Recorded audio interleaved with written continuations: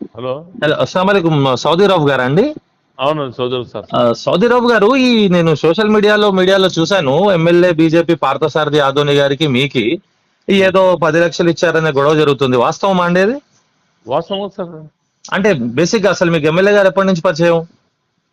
ఆయన ఆధునిక ఫస్ట్ వచ్చినప్పుడే నువ్వు పెద్ద మనిషి చైర్మన్ అని చెప్పి నా కాళ్ళు మొక్కున్నాడు ఆయన.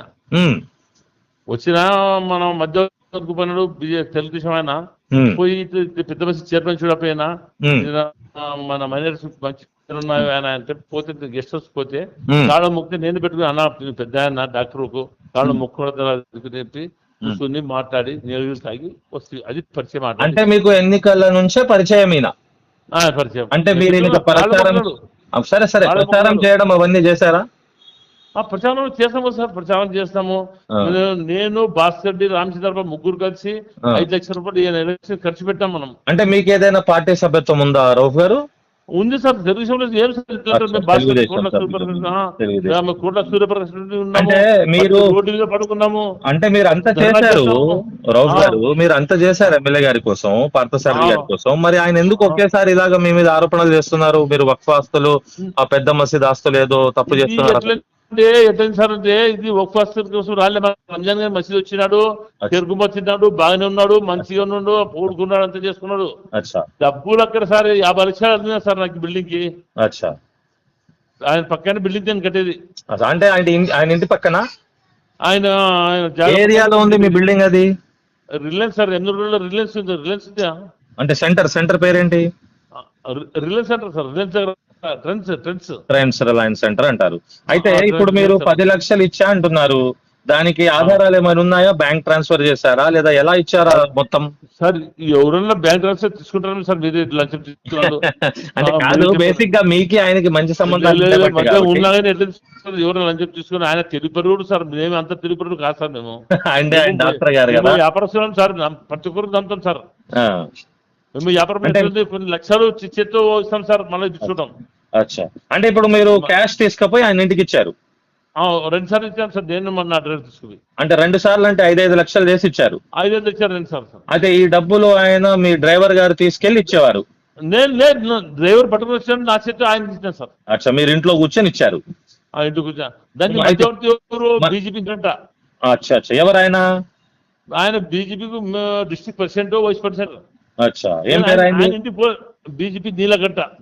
అచ్చా, పోలేదు సార్, నా బిల్డింగ్ ఆగింది, ఆపిండి సార్ ఆయన. కొంచెం ఒక్కొక్క ప్రశ్న ఒక్కొక్క లైన్ గా అడుగుతాను. ఇప్పుడు బేసిక్ గా మీరు పైసలు ఇచ్చారు, ఆ పైసలు దేని కొరకు ఇచ్చారు 10 లక్షలు? చెప్తాను సార్, ఒక నిమిషం. నేను పని చాలు చేస్తే సార్, పని చాలు చేసినప్పుడు ఎమ్మెల్యే గారు ఆపిన పని, నా సైట్ లో వచ్చినావు నువ్వు అని. సార్ లేకపోతే టీపోని పిలిపించి నీ సైట్ ఎంత ఉంటే అది తీసుకుని మిగిలింది నాకు ఇమ్మన్నాను సార్. అది నేను కొనుక్కుని సార్, నేను కొలుచుకోలే. ఆయన కొలిపిస్తే నా సైట్ నుండి ఆయన సైట్ లో పోయింది సార్ కొద్దిగా. టీపోలో 2-3 సార్లు వచ్చి చేసేది మొత్తం అయిపోయి వాళ్ళ సైట్ వాళ్ళకి వచ్చి గోడగిర కట్టించినాక పని బంద్ చేసుకుంటూ కూర్చుంటే సార్ నేను ఎందుకు రేపు కూడా. ఆయన నీళ్ళకట్ట మధ్యవర్తి వచ్చి ఈయన మధ్యవర్తిని పెట్టారు ఊర్లో కలెక్షన్ చేసేదానికి. అంటే ఈయన డైరెక్ట్ గా డబ్బులు తీసుకోకుండా ఇలా నీలకంఠ గారిని అలా వారిని వీరిని వాడుకుంటారు? పిలిపిస్తారు, డబ్బులు నీళ్ళగొడలు ముట్టరు. డబ్బులు తీసుకుంది ఆయనే. మరి ఇంటికి పిలిచి తీసుకున్నాడు కదా, ఆధారం ఉంటది కదా. ఇప్పుడు సపోజ్ ఇప్పుడు చెప్పండి, నీళ్ళగడ్డ చెప్తారు, రోడ్ని పిలుచుకుంటా అంటాడు.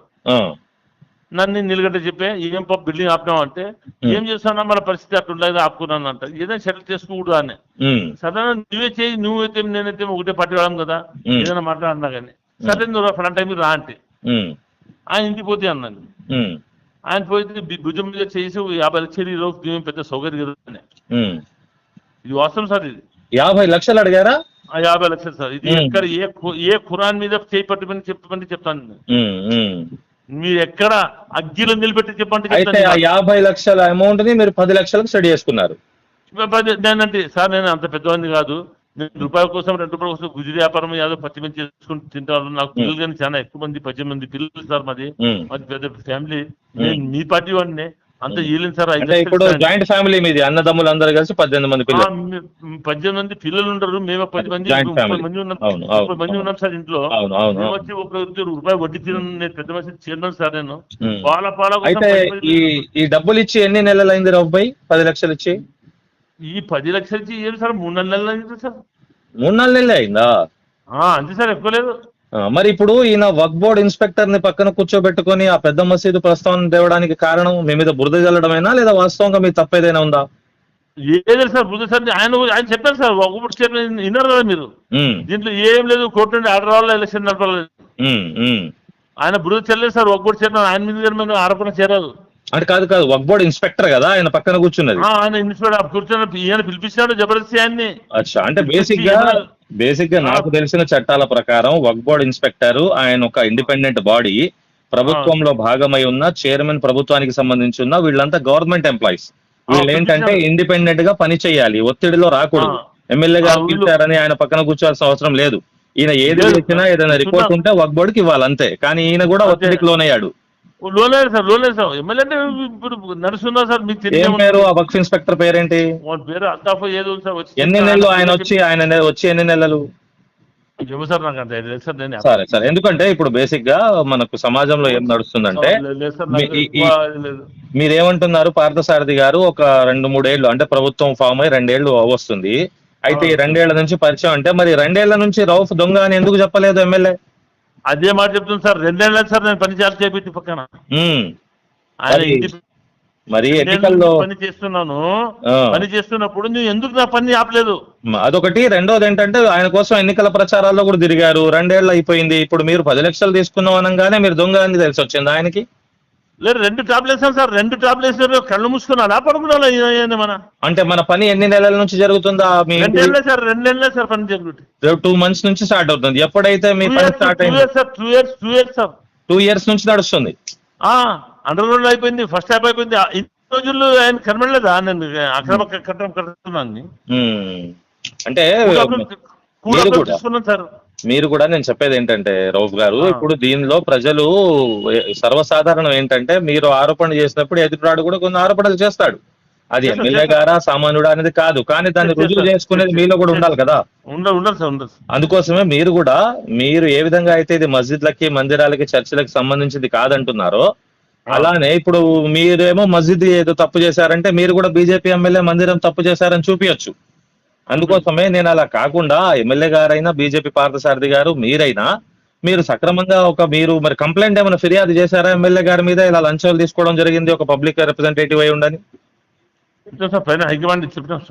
హైకమాండ్ కి చెప్పారు. అంటే మీరు ఇక లీగల్ గా ప్రొసీడ్ అయ్యే కన్నా మీరు పార్టీ పెద్దలలోనే తెలుసుకోవాలనుకుంటున్నారు. సార్ నేను చిన్న మనిషి కాదు సార్, నేను ఎమ్మెల్యే క్యాండిడేట్నే. నేను బాసరెడ్డి, ఇద్దరు మీనాక్షి, 3 ఎమ్మెల్యే క్యాండిడేట్లే. ఏమంటే మా దురదృష్టవశాత్తు మా 3 కొట్టాట్లో ఆయన సీట్ వచ్చింది. అంటే ఇప్పుడు ఈయన మరి పెద్దల్లో కూర్చోకుండా ప్రెస్ మీట్ లో పెట్టి వక్ఫ్ అని బురద జల్లే కార్యక్రమం ఎందుకు చేశారు? అదే ఈ మసీదు సార్ ఒప్పుకోదు సార్. మీకు ఈ మసీదు చరిత్ర తెలుసు.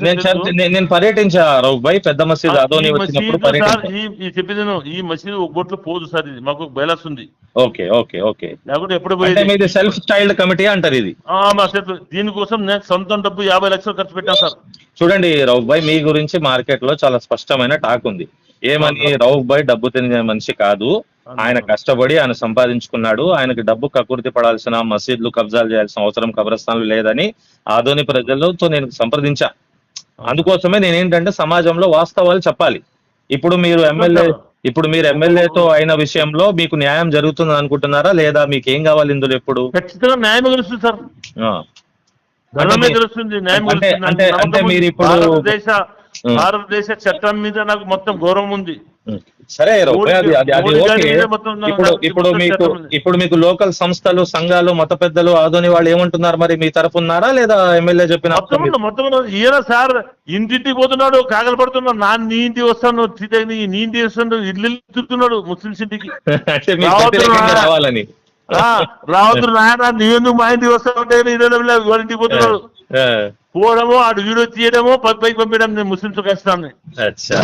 అంటే ఇప్పుడు ప్రైమ్ మీడియా ఎవరెవరు వచ్చారు మీ దగ్గరికి ఇంటర్వ్యూ తీసుకోవడానికి? ఎవరైనా వచ్చారా? పెద్ద పెద్ద ఛానల్స్ వచ్చింది సార్. అందుకోసమే నేను కూడా ఏమంటా అంటే రౌఫ్ గారు, మీరు ఏ విధంగా అయితే వాస్తవాలు ఉన్నాయి, నేను ఎక్కడ ప్రమాణం చేయమన్నా సిద్ధం అంటున్నారో, అలానే మీరిద్దరు కూడా, నేను ఎమ్మెల్యే గారు ఏదో తప్పని చెప్పి నేను న్యాయ నిర్ణీతని కాదు, లేదా మీరు 100% కరెక్ట్ అని నేను చెప్పేది కాదు. కాకపోతే ప్రజల్లో ఏదైతే ఈ గొడవ నడుస్తుందో దానికి క్లారిటీ ఇవ్వాలని నేను. ఒకటే ప్రశ్న సార్, మీకు ఒక ప్రశ్న చేస్తాను. చెప్పండి. నేను అదే డబ్బులు తీసుకుందని చెప్తుందా, మళ్ళీ 2 ఏళ్ళు నేను కట్టేటప్పుడు నువ్వు ఏం చేసి పడుకుని ఆడా? లేదు, ఇది లాజిక్ అండి, చిన్న ప్రశ్న. ఎందుకంటే ఇప్పుడు ఎమ్మెల్యే గారు మీతో ఎన్నికలప్పటి నుంచే సయోధ్యగా ఉన్నారు. ఆయన బీజేపీ కూటమి తెదేపా జనసేన అభ్యర్థిగా వచ్చారు. మీతో పాటు ప్రచారం చేసిన ఫోటోలు, వీడియోలు అన్ని ఉన్నాయి. మీరు ఇంటికి పోయేంత సాన్నిహిత్యం మీకు ఉన్నప్పుడు మరి ఎమ్మెల్యే గారు కూడా తప్పే కదా ఇలా రోడ్డు మీద పడ్డాం ఒక వర్క్ ఇన్స్పెక్టర్ ని తీసుకొచ్చి. ఇప్పుడు ఏం సార్, జేసీబీ తెచ్చినారు, పోలీసు వాళ్ళు తెచ్చినారు, మున్సిపాలిటీ తెచ్చినారు, మాకే ఉందే సార్ బాగా హింసిస్తున్నాడు అనమాట. అంటే మొత్తం అధికారాన్ని ప్రభుత్వం.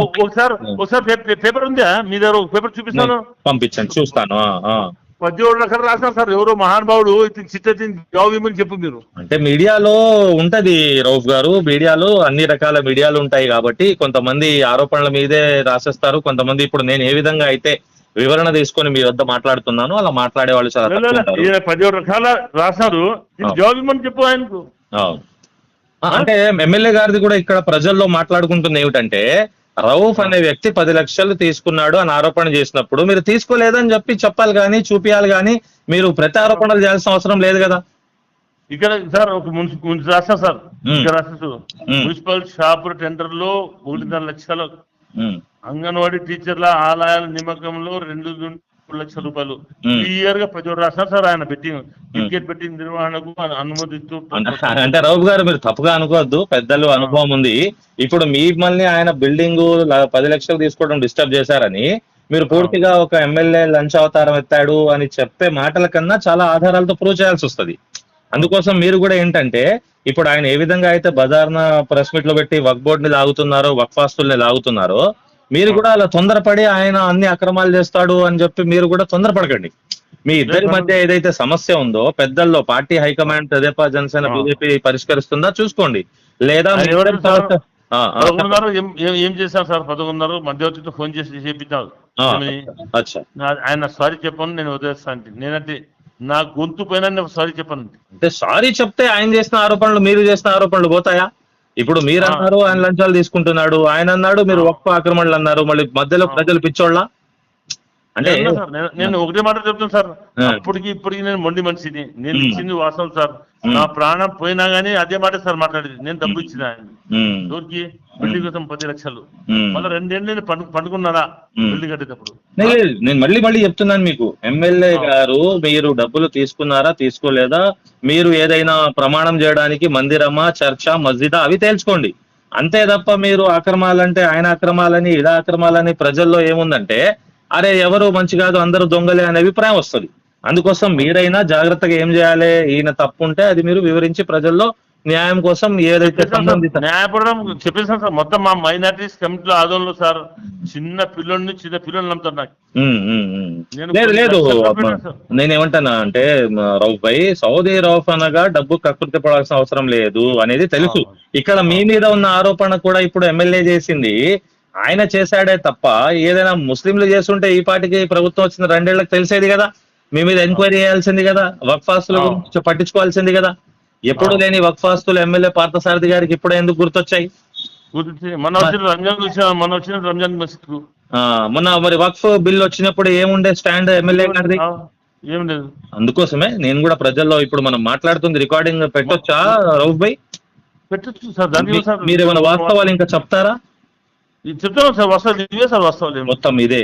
అయితే ఇప్పుడు మీరు ఆశాభావం వ్యక్తం చేస్తుంది హైకమాండ్ మీద, వాళ్ళు పరిష్కరిస్తే బాగుందని. బాగుంది. మా తెలుగుదేశం పార్టీ అంటే మన ఇన్ఛార్జ్ మంత్రి గారు కానీ ఎంపీ గారు కానీ మనం మాట్లాడుతున్నారా? ఉన్నా సార్, మేము ఇచ్చిన కంప్లైంట్ వాళ్ళు ఏం నిర్ణయం తీసుకుంటారో దాని మీద మేము ఆధారపడి ఉంటాం సార్. అందుకోసమే నేను కూడా ఏమంటా అంటే, అటు ఎమ్మెల్యే గారికైనా తమరికైనా, ఇటు మీ ఇద్దరి అన్యాయులకి ఎవరికైనా జాగ్రత్తగా పరిష్కారమే చూసుకోండి తప్ప. పోతాం సార్, రేపెల్లులో విజయవాడ పోతున్నాం సార్ మేము, కానీ మా హైకమాండ్ దగ్గర పోతాము, ఏం పెడతాము మా నిర్వహణ మమ్మల్ని. ఎందుకంటే రౌఫ్ భాయ్ ఇది అతడు బీజేపీ, మీరు టీడీపీ ఏంటి, ఆల్రెడీ జనసేన మీద ఆ పార్టీ ఆరోపణలు గొడవలు అక్కడే చాలా అవుతున్నాయి. మీరు ఇటు ప్రజలకు సేవ చేయడానికి ప్రజలు మీ ప్రభుత్వాలను ఎన్నుకుంటే మీరే ఇలా కూటమి పార్టీలు కొట్టుకుంటే చాలా బాధ కదా. ఏమైపోయింది సార్? సార్ 30 ఏళ్ళు ఆదోళ్ళు ఇద్దరు రాజకీయం చేసి సార్ ఇట్లా రాజకీయం ఎవరు చేయలేదు సార్. అంటే ఎమ్మెల్యే గారు కూడా కొన్ని అంశాలలో బాగా తొందరపాటు ప్రదర్శిస్తారు. అప్పుడు మస్జిద్లలో మూకలు అని చెప్పి అల్లరి మూకలని అసెంబ్లీలో చెప్పడం కూడా తప్పే. ఇప్పుడు అందుకోసమే మైనారిటీ సమాజం కూడా రౌఫ్ వెనకే ఉన్నదా అంటే ఖచ్చితంగా అలానే అనిపిస్తుంది. కారణం ఏంటంటే 10 లక్షలు ఇచ్చాడా లేదా అనేది ఎమ్మెల్యే బిల్డింగ్ కాడ మన తెలుగుదేశం కార్యకర్త పోతే రౌడీలు అంటారు. వేరే కౌంటర్ ఇచ్చి రౌడీలు గారు వాళ్ళు తెలుగుదేశం గెలిపించిన వాళ్ళు ఆయన ఇంటి వచ్చిన వాళ్ళని రౌడీలు అంటారు. రౌడీలు అంటారు. రౌడీలు ఎందుకు సార్? రౌడీలు కాలం పోయింది సార్ అప్పుడే. అవును అవును పోయింది. ఇప్పుడు ఈ 2 ఏళ్ళు ఆయన్ని గెలిపించడానికి మీరు కాళ్ళకి చక్రాలు బల్పాలు కట్టుకొని తిరిగినప్పుడు లేని రౌఫ్ అక్రమాలు వక్ఫాస్తులు ఇప్పుడు ఎందుకు వస్తాయి? ఆయన కూడా ఆలోచించాలి. అందుకోసమే రౌఫ్భాయ్ దయచేసి మీరు కూడా ఏదైనా ఉంటే పార్టీ పెద్దలు దాని తర్వాత న్యాయబద్ధంగా పోరాటం చేయండి. మా సహకారం మద్దతు కూడా ఉంటుంది. అది ఆధుని కానివ్వండి కర్దులు కానివ్వండి పద్ధతిగా ఉంటది. నేను కూడా మీకు ఇచ్చే న్యాయ సలహా ఏమిటంటే ఇద్దరు కూడా ప్రతారోపణలు చేసుకుంటూ ఎక్కువగా బజార్న పడకుండా మీ సమస్యలు పరిష్కరించుకుంటే బాగుంటుంది. నేను ఖచ్చితంగా ఈ వీడియో ఏదైతే కాల్ రికార్డింగ్ చేస్తున్నానో వీడియో రూపంలో పెడతాను. నేను ఖచ్చితంగా పెడతాను. ఆ ఫోటోలు వీడియోలు మీరు కంపెనీ న్యాయం ఉంటే ఎటు ఉంటే అటు పెట్టండి సార్.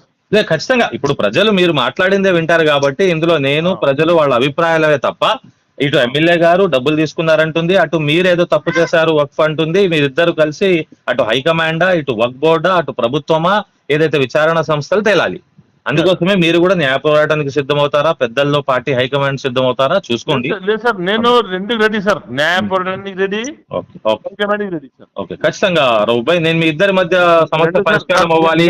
నాకు బిజినెస్ మ్యాన్ సార్, నేను పెద్ద బిజినెస్ మ్యాన్. తెలుసు రౌఫ్భాయ్, విన్నాను నేను కూడా. నేను మీతో మాట్లాడటం ఇదే మొదటిసారి. మీ నెంబర్ కూడా లేదు. కాకపోతే ఏంటంటే ప్రజల్లో ఒక చాలా కన్ఫ్యూజన్ అనేది ఉంది. రౌఫ్భాయ్ వీడియో ప్రెస్ మీట్లు అటు వాళ్ళ ప్రెస్ మీట్లు ఎమ్మెల్యే గారి పార్థసారథి బీజేపీ వారి నేను ఒక క్లారిటీ తీసుకుందాం అని చేశారు రౌఫ్భాయ్. మీరు ఇద్దరు నిలబడచ్చు, ఇద్దరిని నేను అనుకుంటే ఏమైనా చేయగలుగుతారు. ఖచ్చితంగా వాస్తవాలు ప్రజల్లో పెట్టడమే మన బాధ్యత రౌఫ్భాయ్. మీకు ఒక గురువులకో ఒక అన్నలకో తమ్ముళ్ళకో మీకు చేతులెత్తి నమస్కారం చెప్తున్నాను సార్. న్యాయం కావాలి సార్, అంతే సార్. ఖచ్చితంగా రౌఫ్భాయ్ మీ ఇద్దరి మధ్య సమస్య వెంటనే పరిష్కారం అవ్వాలని అటు టీడీపీ హైకమాండ్ లోకేష్ గారు కానివ్వండి, ముఖ్యమంత్రి గారు కానివ్వండి, హైకమాండ్ తో మాట్లాడి మీరు ఏం నిర్ణయం తీసుకుంటారు సార్? ఖచ్చితంగా మీ సమస్య తొందరగా పరిష్కారం జరగాలి, న్యాయం అవ్వాలని కోరుకుంటున్నారు రౌఫ్భాయ్. ఉంటాను. మీ ఆశీర్వాదం సార్. ఓకే రౌఫ్భాయ్, ఉంటాను. అస్సలాము అలైకుం.